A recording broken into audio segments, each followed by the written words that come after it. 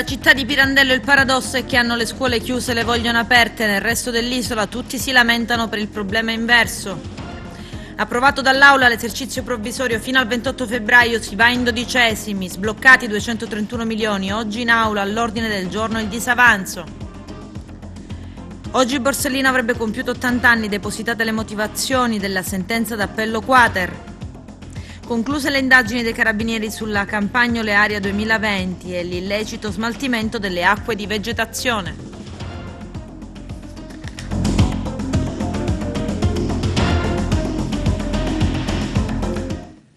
Bentrovati gentili telespettatori al nostro appuntamento con l'informazione. Mentre la Sicilia è la regione con i contagi più alti d'Italia, ad Agrigento i genitori lanciano una petizione per riaprire le scuole chiuse con un'ordinanza del sindaco Franco Miccichè. Un paradosso tutto pirandelliano, considerando che nel resto dell'isola le altre petizioni chiedono invece che le scuole vengano chiuse in attesa dei vaccini.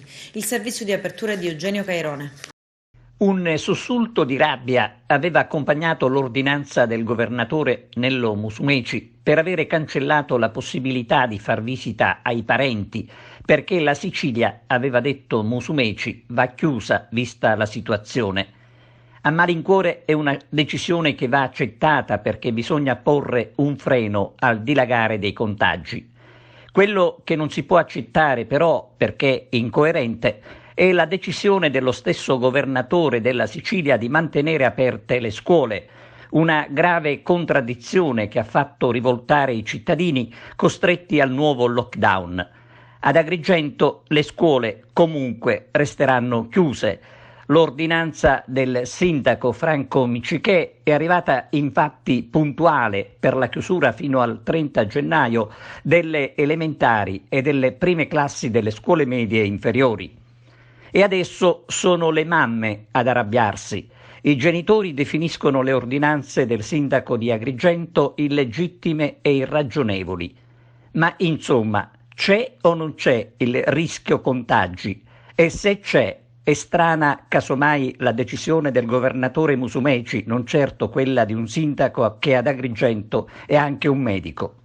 I genitori avranno le loro ragioni, ma non possono cavalcare l'onda di una protesta assolutamente fuori luogo, perché il rischio è reale e se la gente deve starsene a casa o uscire lo stretto necessario, è sacrosanto che lo facciano tutti. Di sicuro si eviteranno i capannelli di mamme che purtroppo si sono visti davanti le scuole di Agrigento come se nulla fosse. Si è concluso il periodo di quarantena per l'equipaggio della Open Arms ormeggiata al largo di Porto Empedocle. Nessuno è risultato positivo, ha comunicato il fondatore della ONG spagnola Oscar Camps. Il team che ha trascorso il Natale in mare aveva soccorso 265 migranti. La quarantena è finita, torniamo in mare, annuncia la ONG.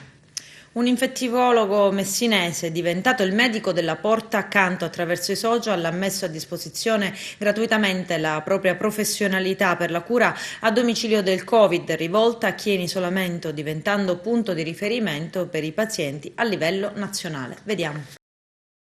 Siamo in questo momento nel momento di massima diffusione in Sicilia e quindi anche a Messina del virus da quando è cominciata l'epidemia.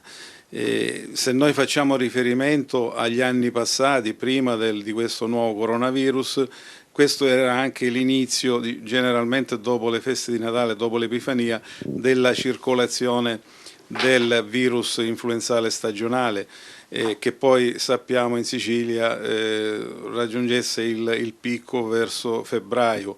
E quindi diciamo quest'anno c'è questo tipo di virus che sta seguendo questo andamento epidemiologico, quindi largamente diffusivo, complicato anche dalle festività natalizie con tutto ciò che era correlato alle stesse, quindi i cenoni eccetera.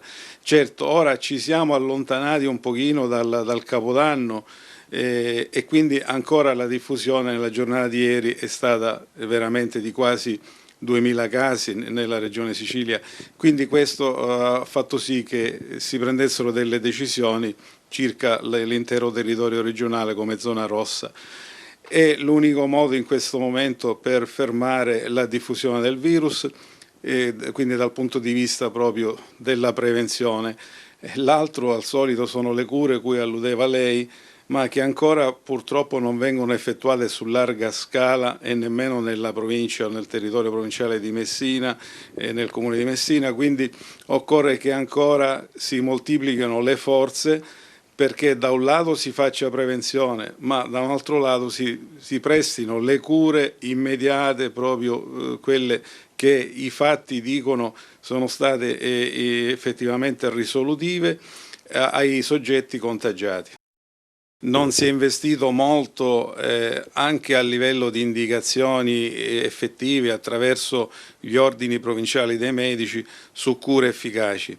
È evidente che essendo un fatto pandemico tutti i medici si siano affacciati per forza di cose ad affrontare questa emergenza, quindi pur non avendo quelle competenze specialistiche.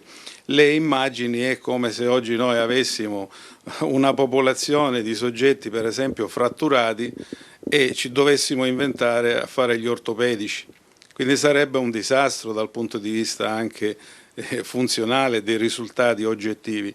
Quindi oggi sta succedendo questo, occorrerebbe probabilmente un coordinamento maggiore a livello nazionale e a livello regionale e che attraverso appunto gli ordini provinciali spinga un po' il territorio, quindi medici di medicina generale e pediatri di libera scelta, perché devo dire, nonostante il deficit quantitativo come numero di USCA, però le USCA stanno facendo anche un lavoro, mi consta, veramente egregio, sul piano quantitativo veramente qualcosa di eccezionale, ma anche sul piano qualitativo, dando le indicazioni corrette ai soggetti che sono in isolamento domiciliare. L'ARS approva l'esercizio provvisorio, la mini manovra è valida fino al 28 febbraio. C'è il servizio.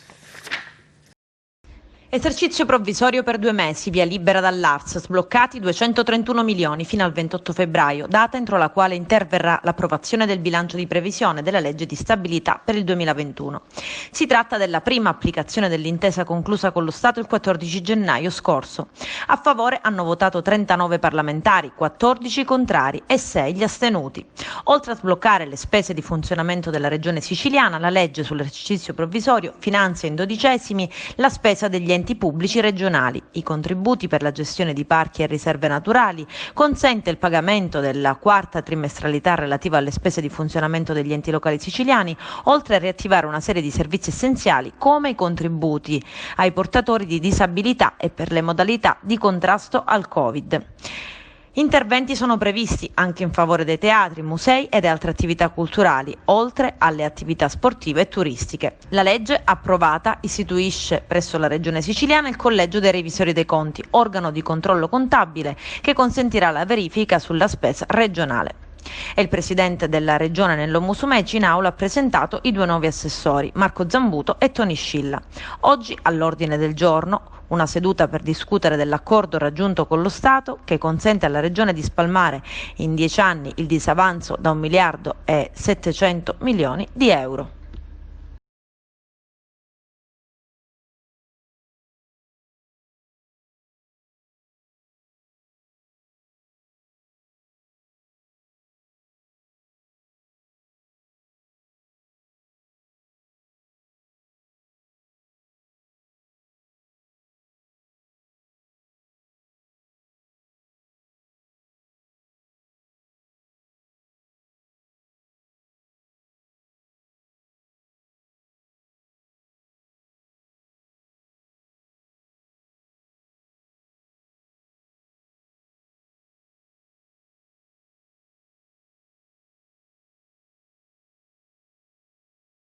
Il vicepresidente della regione siciliana ed assessore all'economia Gaetano Armao attacca il governo centrale. Siamo seriamente preoccupati di come la Sicilia sia stata ancora una volta destinataria di spicciole e elemosine da Roma. Il riferimento è al Recovery Plan, il piano nazionale della ripresa, e al Recovery Fund, il fondo per la ripresa. Vediamo.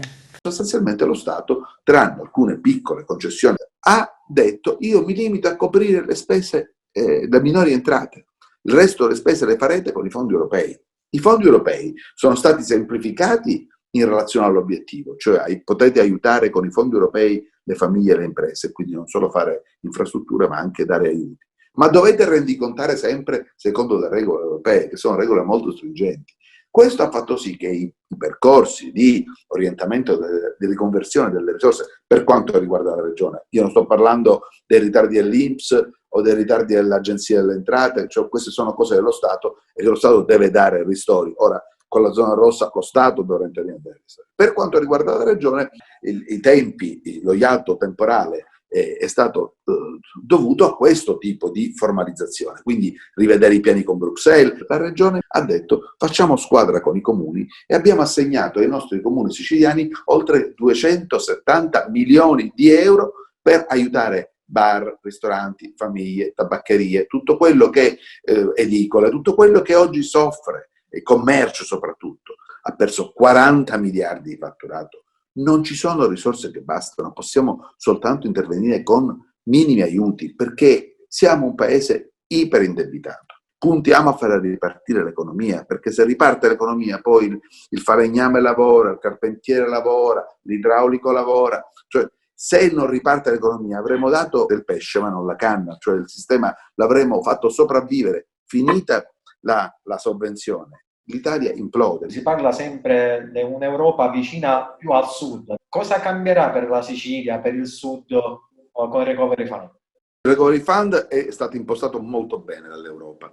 Perché? Perché dice che le risorse dovranno essere orientate non solo dove ci sono più disagi sul piano sanitario, ma in più il Recovery Fund dice devi risolvere i nodi strutturali della tua crescita. Quali sono i nodi strutturali della crescita del nostro paese? Il divario con il cosiddetto mezzogiorno insulare, cioè Sicilia e Sardegna, che aggiunge alla difficoltà di stare nel mezzogiorno il costo dell'insularità, che noi abbiamo calcolato. Sapete quanto costa l'insularità ai siciliani? 6 miliardi e mezzo.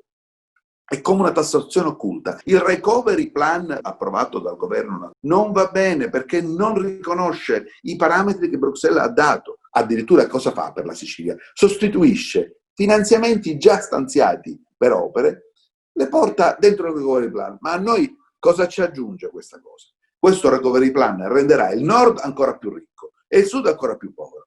È in contrasto non solo con quello che dice l'Unione Europea, ma anche con il monito che ha lanciato il Presidente della Repubblica il 31 dicembre. Investimenti al sud, sempre in riferimento comunque a settori diciamo importanti come l'agricoltura, però poi alla fine non c'è solo l'agricoltura, ma ci sono infrastrutture, c'è tanto altro. Il digitale. Quindi... Qui può nascere un'industria digitale, il turismo ha bisogno di interventi finanziari di sostegno. È l'ultima occasione per superare il divario tra centro-nord e centro-sud. La battaglia la dobbiamo fare non come governo Musumeci, che la sta già facendo, ma la dobbiamo fare come siciliani, la dobbiamo fare tutti, coloro che in qualsiasi luogo si trovino, qualsiasi lavoro facciano, perché questa battaglia o la vinciamo tutti insieme o la perdiamo tutti insieme. La zona rossa non arresta le manifestazioni di protesta e se ieri alcuni cittadini avevano manifestato davanti Palazzo d'Orleans contro le restrizioni e quindi la zona rossa, oggi ad alzare la voce davanti alla prefettura di Palermo sono i cosiddetti nastrini, una categoria che ingloba disoccupati, liberi cittadini, lavoratori di cantieri e servizi e percettori del reddito di cittadinanza. C'è chi chiede il pagamento degli arretrati, chi vuole lavorare, chi invece punta il dito contro il comune di Palermo. C'è il servizio.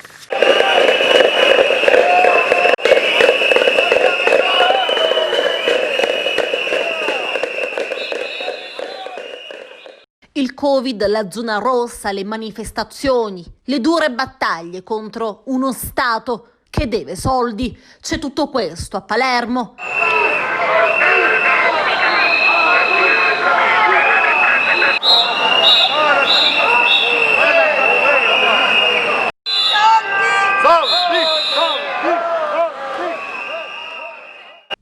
E se nella giornata di ieri alcuni cittadini avevano manifestato davanti Palazzo d'Orléans contro le restrizioni anticontagio, oggi ad alzare la voce davanti alla prefettura di Palermo sono i cosiddetti nastrini. A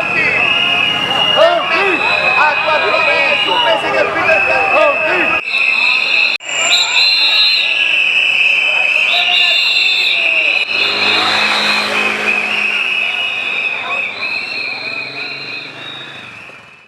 categoria che ingloba disoccupati, liberi, cittadini, lavoratori di cantieri e servizi e percettori del reddito di cittadinanza, c'è chi chiede il pagamento degli arretrati, chi vuole lavorare, chi invece punta il dito contro il comune palermitano.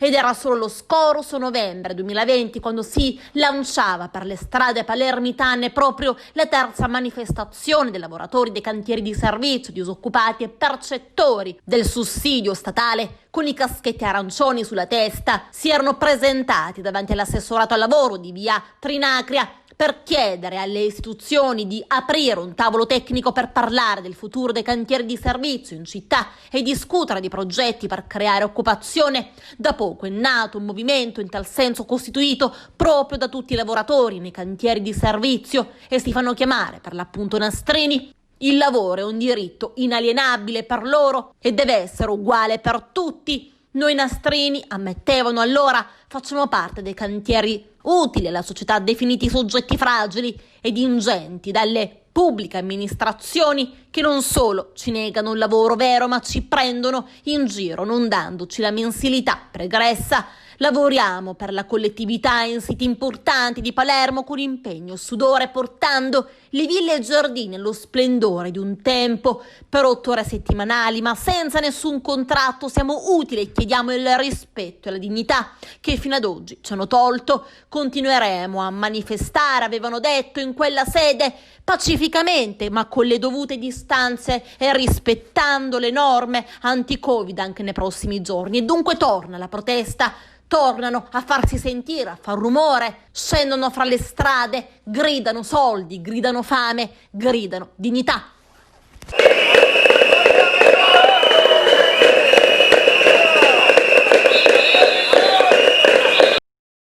Sono 6 progetti utili alla collettività che sono stati approvati dalla Giunta Miccichè in favore dei beneficiari del reddito di cittadinanza residenti ad Agrigento. Complessivamente saranno circa 250 cittadini percettori appunto del reddito di cittadinanza che verranno impiegati per la manutenzione e cura delle aree verdi comunali, ripristino intonaci, tinteggiatura, scerbatura stradale del centro e dei quartieri periferici, ma anche pulizia degli ambienti, servizio di portineria accoglienza utenti, lavoro di segreteria e smistamento documenti a supporto di tutti gli uffici della Casa Comunale. I progetti predisposti da Palazzo dei Giganti approvati dalla Giunta Amici che verranno adesso inseriti sulla piattaforma GEPI, un'applicazione progettata e sviluppata per semplificare il lavoro degli assistenti sociali nell'accompagnare i beneficiari del reddito di cittadinanza convocati dai servizi sociali dei comuni, piattaforma che di fatto consentirà di attivare e gestire i patti per l'inclusione sociale. I carabinieri del Centro Anticrimine Nature di Agrigento, agli ordini del colonnello Vincenzo Castronova, hanno concluso un'indagine di contrasto ai reati ambientali relativa alla campagna Olearia 2020 e l'illecito smaltimento delle acque di vegetazione. I dettagli con il nostro direttore Arturo Cantella. Si sono concluse con 2 denunce la chiusura di un opificio e la certezza del malfunzionamento di un depuratore le attività di ispezione e di indagine condotte dall'Arma Agrigentina nell'ambito della campagna Olearia 2020. Nei mesi che vanno da ottobre a dicembre le attività si sono concentrate sulla molitura delle olive e conseguentemente sull'annoso smaltimento delle acque di vegetazione. Non è sfuggita ai militari dell'Arma la cupa colorazione nerastra di cui si era tinta la foce del fiume Naro nella località balneare di Lido Cannatello, per cui la Procura della Repubblica ha immediatamente disposto le indagini, circostanza denunciata anche dall'associazione ambientalista Mare Amico. Quindi è scattata un'immediata operazione di controllo lungo l'intera assa fluviale, effettuando delle ricognizioni da terra e dall'alto con l'ausilio di un aeromobile del nucleo elicotteri di Palermo. La risalita dell'assa fluviale ha condotto al punto di immissione nel corpo ricettatore del depuratore di Favara, sito incontrato a Chimento, Burgialamone, sui quali i militari del Centro Anticrimine Natura, unitamente al personale specializzato dell'ARPA, hanno effettuato controllo e prelevato campioni in entrata e uscita nelle 24 ore. Gli esiti del laboratorio hanno fatto emergere criticità di funzionamento del depuratore con parametri che hanno superato abbondantemente i limiti imposti dalla legge, in particolare 34 volte per l'escheria coli, quindi è stata accettata la circostanza di un ingresso anomalo nel depuratore proprio nei giorni in cui era comparsa la colorazione nerastra presso la foce del fiume Naro. L'ingresso anomalo con ottime probabilità da ricondurre ad immissione in pubblica fognatura di acque di vegetazione che hanno inevitabilmente compromesso la funzionalità del depuratore stesso. È il caso di ricordare che le acque di vegetazione opportunamente trattate possono anche essere utilizzate quale correttore di acidità del terreno e che possono essere oggetto di spandimento nei terreni idrogeologicamente idonei a tale scopo. L'attività che abbiamo illustrato oggi è partita tra i mesi di ottobre e dicembre del 2020 nell'ambito della campagna olearia 2020. Le indagini sono partite per una anomala colorazione della foce del fiume Naro in località Cannatello, che ci ha fatto ritenere che si trattasse appunto di un illecito smaltimento di acque di vegetazione e attraverso un aeromobile del nono nucleo elicotteri di Palermo abbiamo fatto un'operazione di risalita dell'asta fluviale, determinando poi il punto di immissione delle acque inquinate. Il punto di immissione è risultato essere a valle del depuratore di Favara, dove appunto venivano sversate queste acque nerastre che dovevano essere oggetto della depurazione dell'impianto appunto a valle della cittadina favarese. Le indagini sono proseguite su vari livelli, cioè attraverso un'attività ispettiva condotta dal Centro Anticrimine Natura di Agrigento, unitamente poi a un'attività di controllo del territorio disimpegnata dai reparti territoriali della Compagnia di Agrigento. Le attività di indagine hanno condotto al differimento di 2 persone e acclarato il malfunzionamento del depuratore di Favara, dove appunto i parametri che riguardano l'Escherichia coli in particolare, che supera di 34 volte i limiti tabellari, ma anche parametri come azoto ammoniacale, COD e BOD, hanno appunto superato quelli che sono i limiti. Pertanto ci siamo resi conto che questo ingresso anomalo di acque di vegetazione ha compromesso la capacità depurativa dell'impianto di depurazione, determinando quindi una compromissione anche dell'ecosistema marino e dell'ecosistema fluviale dell'asta del fiume Naro. L'appello che si vuole lanciare in questo momento è: l'arma dei carabinieri è un'arma aperta, le nostre stazioni sono a disposizione degli imprenditori.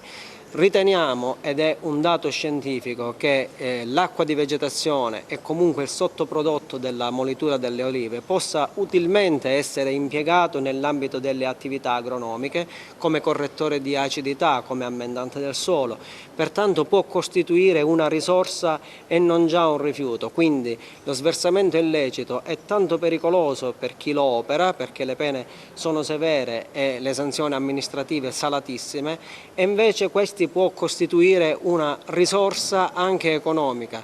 Non dimentichiamoci che i sottoprodotti della molitura delle olive vengono anche utilizzati quale fonte alternativa di energia.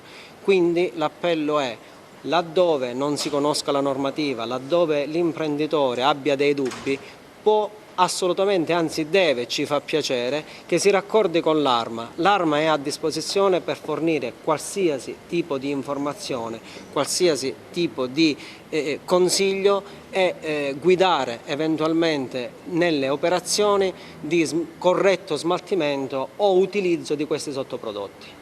L'occasione è servita anche ad effettuare dei controlli in tutti gli olifici della provincia. Una sintesi di questi controlli, com'è la situazione? Sì, l'occasione è servita anche per appunto far partire una serie di attività ispettive in tutti o quasi tutti gli olefici della provincia. Abbiamo a campione controllato gli olefici sui vari versanti e quelli più vicini ai corsi d'acqua, in maniera tale da determinare e da determinarci con una azione perpetuata nel tempo, perché già dal 2018 che facciamo questo tipo di attività, onde monitorare annualmente le attività degli oleifici e che questi siano dotati sia delle autorizzazioni allo scarico sia del corretto smaltimento dei rifiuti. Un grillino nel ruolo di dirigente della DC di Cuffaro, la scelta dell'ex presidente della regione per un oltre decennio, figura di spicco degli eredi della DC in Sicilia, è caduta su un avvocato di origini nigeriane, tuttora iscritto al Movimento 5 Stelle. Arturo Cantella. Nominato il responsabile della Democrazia Cristiana per il Dipartimento dell'Emigrazione, l'avvocato Alili Stimaman, nominato dal commissario regionale onorevole Totò Cuffaro. Sono orgoglioso di far parte di questo gruppo che ci vedrà impegnati in probanti sfide. Desidero ringraziare il commissario regionale della DC Totò Cuffaro per la nomina, per la fiducia che ha posto nella mia persona, confidando di essere all'altezza dell'incarico affidatomi, che sarà di certo complesso e gravoso. Sono felice di mettermi a disposizione su un tema così complesso che mi sta molto a cuore. Immigrazione vuol dire non solo richiedenti asilo, ma soprattutto integrazione, seconde generazioni, che sono tutte sfide da sostenere. Affronterò e affronteremo con lungimiranza i temi dell'immigrazione, rigettando i toni urlati, ma cercando di affrontare con competenza le prove che oggi ci si presentano, e quanto ha dichiarato l'avvocato Alili Stimaman. Nella primavera del 2017 l'avvocato Stimaman fu in corsa anche per un posto al Consiglio Comunale di Palermo con il Movimento 5 Stelle, ma abbandonò la lista pentastellata non risparmiando critica al movimento sul programma.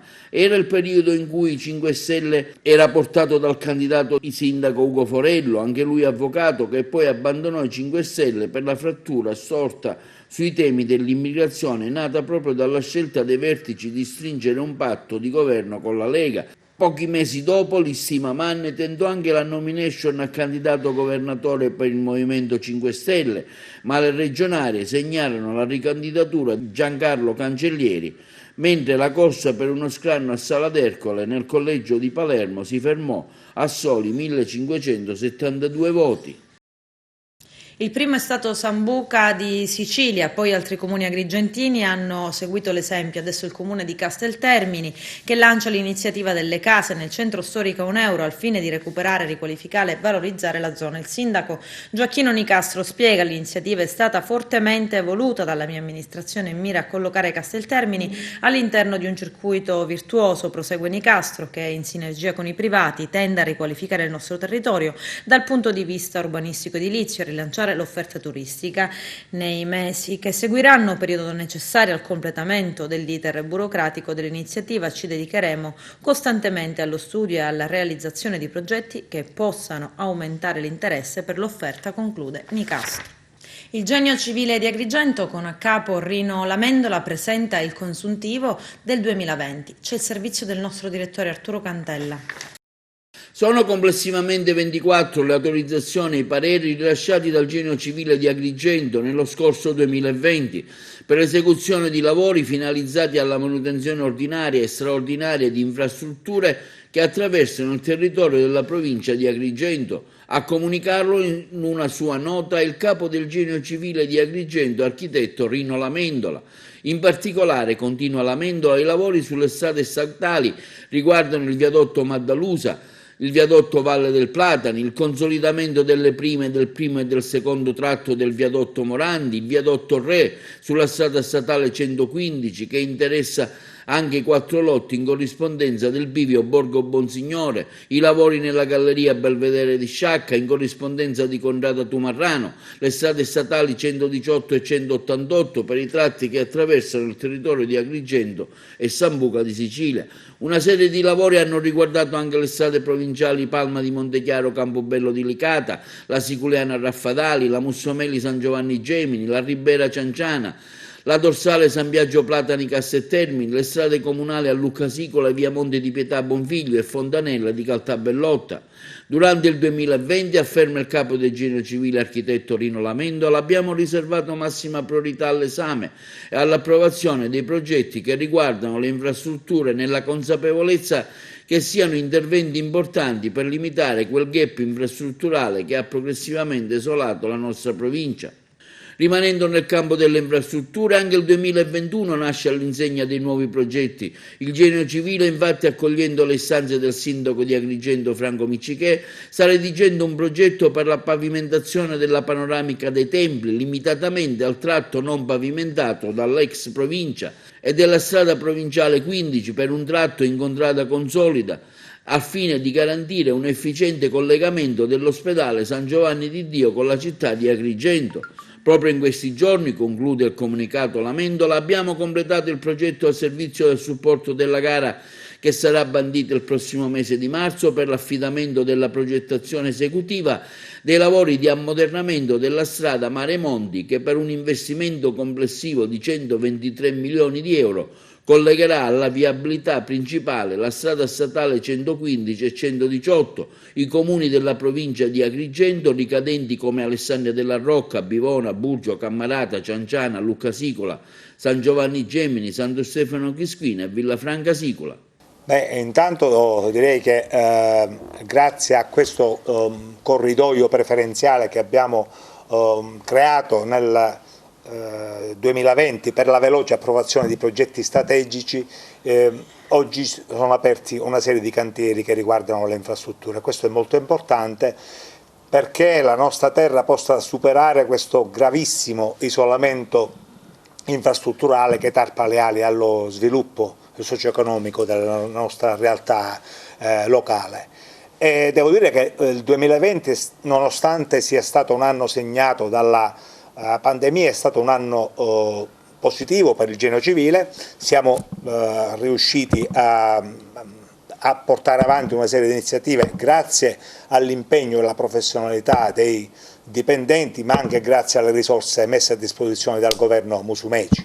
Per ricordare qualcosa, siamo riusciti per la prima volta nella storia, non ci sono precedenti, a monitorare le condizioni di efficienza strutturale dei ponti che attraversano il territorio provinciale, informando il soggetto titolare che è il libero consorzio. Siamo riusciti a pavimentare le strade agrigentine, offrendo alla città dei Templi l'opportunità di ospitare la fase finale del secondo Giro d'Italia. Diciamo che poi a fine anno siamo riusciti anche a progettare il restyling del porticciolo di San Leone danneggiato dalle mareggiate invernali, e devo dire che abbiamo fatto tante altre cose, per esempio in materia di rischio idrogeologico abbiamo realizzato, non solo progettato, anche realizzato ben 15 interventi, quindi abbiamo dato veramente una forte attività di contrasto alle emergenze idrogeologiche. E devo dire anche che il 2021 sta partendo sotto buoni auspici, infatti abbiamo appena completato, stiamo completando due progetti, progetti che, corre l'obbligo di dire, sono stati sollecitati dal sindaco Franco Miccichè. Abbiamo già redatto. Il primo riguarda la pavimentazione della strada panoramica dei Templi per la parte che non è stata pavimentata dal libero consorzio, e poi un altro tratto importante è la SP numero 15 consolida, che dovrebbe collegare con una strada certamente più degna di quella che c'è in atto l'ospedale San Giovanni di Dio alla città capoluogo, alla città di Agrigento, e alla viabilità principale. Un'altra cosa importante a cui stiamo lavorando e stiamo già completando è il progetto del servizio della gara che bandiremo presto per l'affidamento della progettazione esecutiva della strada Mare Monti, che per un investimento di ben 123 milioni di euro collegherà i comuni agrigentini della fascia centrale dei Monti Sicani alla viabilità principale, in particolar modo alla 115 e alla 118. Quindi è stato un anno che anche se segnato dalla pandemia, proficuo da questo punto di vista. Ci auguriamo che il 2021, così come sempre dalle prime battute, possa essere l'anno in cui questi lavori progettati si possano concretizzare. In tal senso posso dire che il porticciolo è già addirittura d'arrivo come finanziamento e che noi speriamo che la progettazione esecutiva della Mare Monti sia conclusa entro l'anno. Adesso c'è la pubblicità, a tra poco vi aspetto. La cosiddetta trattativa Stato-mafia non ha nulla a che fare con la strage di Via D'Amelio, anzi non ha nulla a che fare con tutte le stragi mafiose a partire da quella di Capacia fino alle bombe continentali del 1993. Parliamo delle motivazioni appena depositate della sentenza d'appello Borsellino-Quater. La Corte d'Assise d'Appello di Caltanissetta scarta la tesi sulla trattativa. I dettagli nel servizio. Pietro Riggio, il suo nome mi fu dato da un personaggio che non ricordo, ma probabilmente forse ho anche trovato il nome riguardando le mie vecchie carte. Una persona probabilmente dei servizi che mi fu segnalato da un collega. Io ho il dubbio se mi è stato segnalato da un collega della DIA o della territoriale. Potrei anche identificarla, penso, ma non lo so dire di preciso. Mi è venuto un dubbio e lo farò presente al procuratore Paci, reggente presso la procura di Caltanissetta. A parlare così è Angiolo Pellegrini, generale dei Carabinieri in pensione ed ex capocentro della DIA Reggio Calabria, Roma e Palermo, sentito nel processo trattativa Stato-mafia giusto ieri, in corso davanti alla Corte d'Assise d'Appello presieduta da Angelo Pellino alla Tere Vittorio Anania. Rispondendo alle domande dei sostituti procuratori generali Giuseppe Fici e Sergio Barbiera, ha cercato di spiegare le modalità con cui venne in contatto con il collaboratore di giustizia Nisseno, che al tempo avviò un rapporto confidenziale con la DIA, una testimonianza a tratti confusa, specie quando si è trattato di individuare la genesi di quel rapporto e chiarire il ruolo di alcuni soggetti. A Roma, dice, lo conobbi in modo particolare. Mi venne segnalato che c'era una persona che lo aveva conosciuto in carcere, che Riggio era disponibile a dare indicazioni su Bernardo Provenzano. Incontrai questa persona che si chiamava Antonio Mazzei, classe 48 a Caserta, e mi disse che Pietro Riggio conosceva cose di Provenzano. Ne parlai con il vice direttore operativo della DIA Cesare Palazzo. Sapevo che il dottor Chelazzi svolgeva indagini in ambito del procedimento Abisso per capire se dalle carceri fosse arrivato qualche input per le stragi. Tenuto conto che Riggio era un ex agente di custodia, ne parlai con Pierluigi Vigna e con lo stesso Chelazzi. Il motivo? Io avevo un interesse particolare per Provenzano, mi occupai di lui arrivando a scoprire le sue attività imprenditoriali.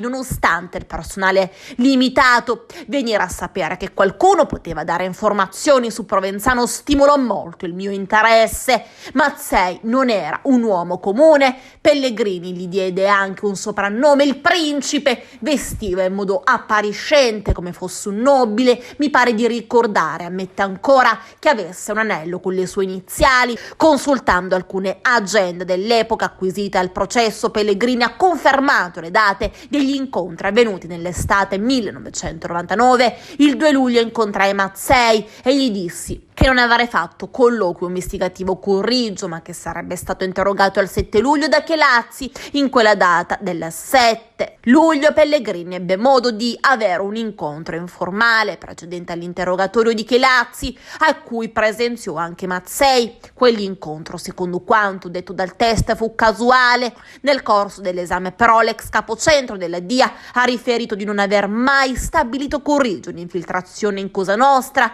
Nel 2001 venne inviata anche una lettera alla DIA dando un nome all'operazione, chiamandola Crepuscolo. Pellegrini ha anche confermato la circostanza per cui Riggio riferì che un suo conoscente, tale Peluso, per conto della criminalità doveva venire a Palermo a fare qualcosa.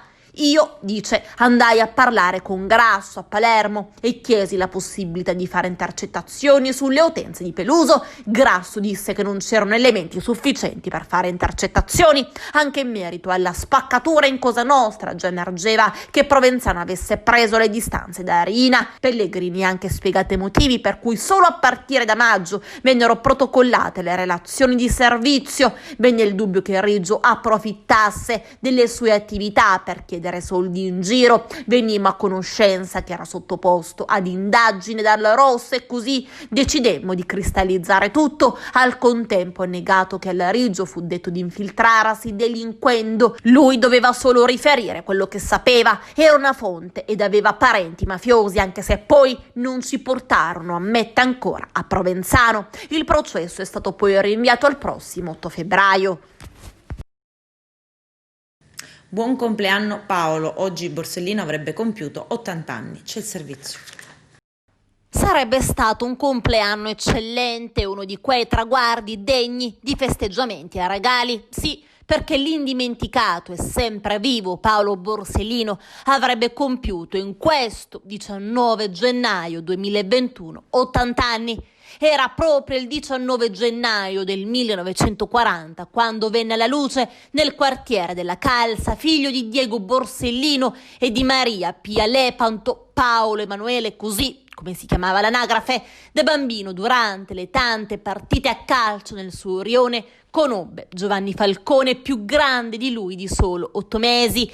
Morì sempre nella sua città e sempre di giorno 19 in via D'Amelio. A 80 anni dalla memorabile nascita di Borsellino, Rai Play ricorda il magistrato con una programmazione speciale dal titolo Le parole di Borsellino, tanti contenuti che ricordano un grande uomo di Stato assassinato assieme a 5 uomini della sua scorta. Rai Play ripropone le sue dichiarazioni, i suoi interventi televisivi in Rai. C'è l'edizione straordinaria del TG1 di quel drammatico 19 luglio 1992 che annuncia la strage di via Mariano D'Amelio. Palermo non mi piaceva, diceva sempre, per questo ho imparato ad amarla, perché il vero amore consiste nell'amare ciò che non ci piace per poterlo cambiare.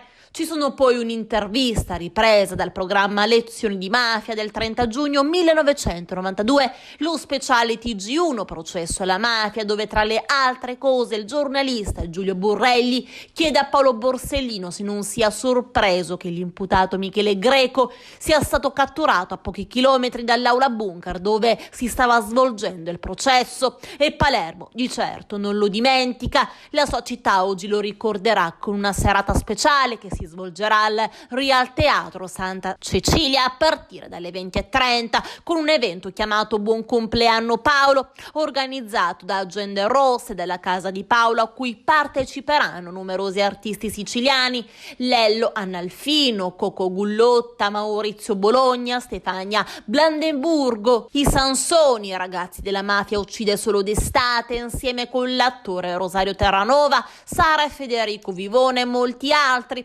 presenti anche familiari del giudice. In tanti oggi hanno celebrato il compleanno di Paolo Borsellino. Il 19 gennaio di 80 anni fa nasceva Paolo Borsellino, scrive su Twitter Giorgia Meloni, presidente di Fratelli d'Italia.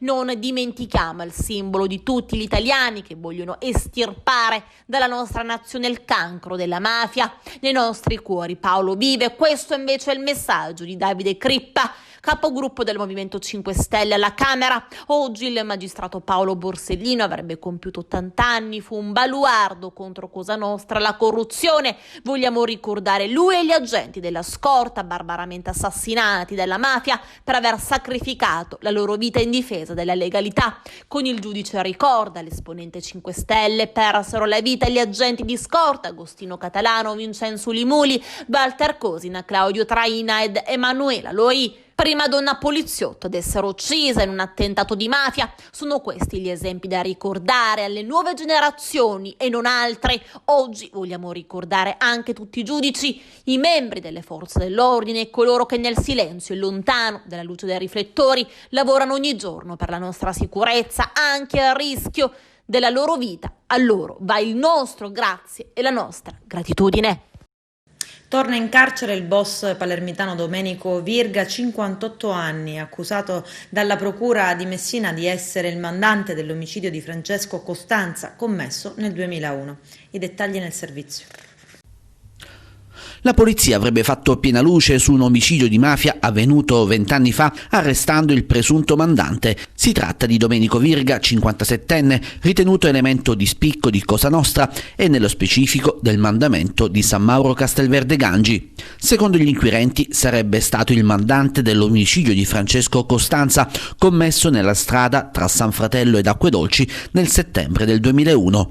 L'ordinanza applicativa della misura della custodia cautelare in carcere, richiesta dalla Procura della Repubblica, Direzione Distrettuale Antimafia di Messina, è stata eseguita ieri sera dalla squadra mobile della Questura di Messina, sezione di contrasto alla criminalità organizzata e catturandi. Erano le 7:30 circa del 29 settembre del 2001 quando, in contrada Cartolari di Acquedolci, venne rinvenuto il cadavere di Francesco Costanza, tusano di 48 anni. L'uomo venne prima attinto da colpi di arma da fuoco esplosi con una pistola calibro 7,65 e successivamente finito con alcuni colpi di pietra al capo. La vittima era già oggetto di molteplici azioni investigative della Direzione Distrettuale Antimafia Messinese. Le immediate indagini sull'omicidio non hanno portato all'identificazione dei mandanti e degli esecutori. A dare un contributo rilevante alle indagini sono state le recentissime dichiarazioni rese dal collaboratore di giustizia Carmelo Barbagiovanni, attualmente detenuto. Il collaboratore ha fornito una precisa descrizione del contesto in cui è maturato il delitto e delle efferate modalità di esecuzione, autoaccusandosi di tale azione criminosa. A commettere l'omicidio, secondo quanto riferito, sarebbe stato il collaboratore di giustizia insieme ad un altro soggetto, successivamente nel 2010 assassinato nelle campagne di Centuripe in provincia di Enna con svariati colpi di fucile. L'omicidio di Costanza, secondo le evidenze investigative raccolte, sarebbe stato legato alla sua attività di estorsione ai danni delle ditte impegnate nei lavori del comprensorio territoriale ai confini tra le province di Palermo e Messina, alcune delle quali riferibili all'imprenditore Michele Aiello di Bagheria, ritenuto vicinissimo al capo di Cosa Nostra Bernardo Provenzano. La squadra mobile di Messina, con il coordinamento della Direzione Distrettuale Antimafia e della Procura Peloritana, ha quindi avviato una seratissima attività di riscontro alle dichiarazioni del Barbagiovanni, accertando come le stesse siano perfettamente sovrapponibili a quelle rese circa 20 anni prima dal collaboratore di giustizia Antonino Giuffrè, elemento di assoluto rilievo di Cosa Nostra Palermitana, e più di recente da Carmelo Bisognano, uno dei più autorevoli rappresentanti, sempre secondo gli investigatori, della famiglia mafiosa di Barcellona Pozzo di Gotto. I collaboratori hanno riferito di un vertice svoltosi qualche settimana prima dell'omicidio in un casolare abbandonato di Tusa, nel quale venne decisa l'eliminazione di Costanza. Alla riunione in questione presero parte elementi di assoluto rilievo delle famiglie mafiose operanti nella zona. Tra questi, per i palermitani, l'odierno arrestato Domenico Virga, nipote del boss Peppino Farinella. L'ufficio del GIP del Tribunale di Messina, accogliendo l'imponente quadro indiziario raccolto incrociando anche le dichiarazioni rese dai 3 collaboratori di giustizia, per di più rese in un contesto temporale assolutamente diverso, ha emesso il provvedimento restrittivo nei confronti di Domenico Virga, reputandolo responsabile quale mandante dell'omicidio. Nella serata di ieri a Palermo il personale della squadra mobile di Messina, coadiuvato dall'omologa struttura investigativa del capoluogo di regione e con il coordinamento della Direzione Distrettuale Antimafia di Messina, ha provveduto al rintraccio e alla cattura dell'indagato che, una volta espletate le formalità di rito, è stato associato presso la casa circondariale di Palermo Pagliarelli, a disposizione dell'autorità giudiziaria. Con questo è tutto, termina qui l'edizione del telegiornale. Grazie per la gentile attenzione e per essere stati con noi. A presto.